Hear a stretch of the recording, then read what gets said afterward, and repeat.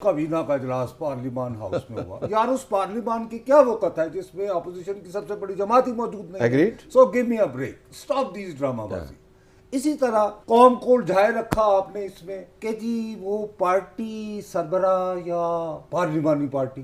अच्छा, दूसरी तरफ जिन्होंने फैसला देना था उन्होंने कहा कि अच्छा जी अगर गैर शौरी तौर पर कोई गलती हो जाए नहीं है वैसे तो उसे शौरी तौर पर दोबारा गौर करके ठीक भी किया जा सकता है। यार अगर इनमें हिम्मत है, बिलावल भुट्टो जरदारी का नाना फांसी लगाया ना, यही लेकर जाकर जाए सुप्रीम कोर्ट। उन्हें कहें कि जी कब से मैंने कहा हुआ है कि there was historic miscarriage of justice, मेरे नाने को फांसी दी गई थी, वो भी अपना शऊर अभी इस्तेमाल करें और रिविजिट करें। Why are you sleeping over it? लेकिन उसके लिए कोई वो दिखाना पड़ता है ना। मौलाना फजलुर रहमान, मेरे असलाफ, काजी हुसैन अहमद मदनी से नीचे नहीं आते। आप कभी ये बावर कर सकते हैं कि आप इस मुल्क के सियासी रहनुमा हो, आपकी एक कॉन्स्टिट्यूंसी भी हो और आपके सुप्रीम कोर्ट पर दाखिले में पाबंदी हो? भाई मैं साइल हूं, आज जाएं कहें कि इस्लाम के मुताबिक आप किसी फरियादी को जंजीर अदल खड़खड़ाने से नहीं रोक सकते। आपने मुझे कैसे रोका sir? Please explain it to me. ठीक है ना जी। और फिर कहें कि इसका मतलब है कि हमारे असलाफ ये ठीक ही कहते थे कि ये बरतानिया का दिया हुआ अदालती निजाम है,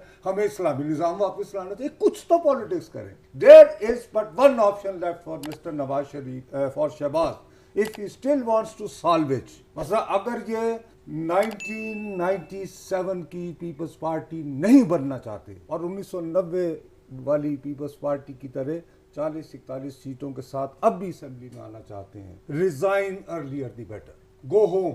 इसके अलावा ऑप्शन कोई नहीं है तलसा।